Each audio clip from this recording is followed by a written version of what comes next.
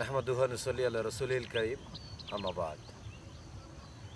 দেশের কিংবা প্রবাসে যারা আমাকে দেখছেন সকলকে জানাচ্ছি সালাম, আসসালামু আলাইকুম রহমতুল্লাহি ওয়া বারাকাতুহু।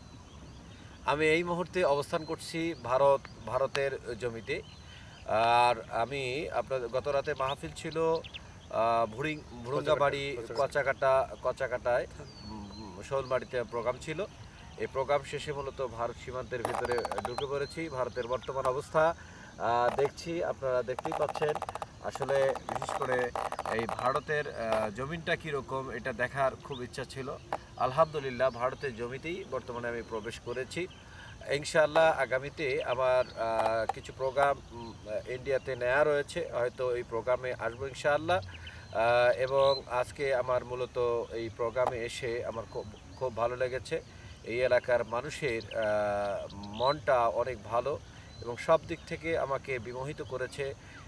সকলের ভালোবাসায় সিক্ত হয়েছি।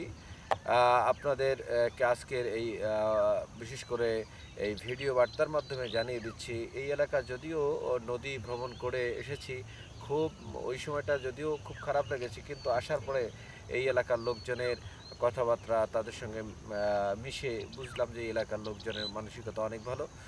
সকলকে মোবারকবাদ জানিয়ে আজকের মতো এখানে শেষ করছি। আসসালামু আলাইকুম রহমতুল্লাহি ওয়া বারাকাতুহু।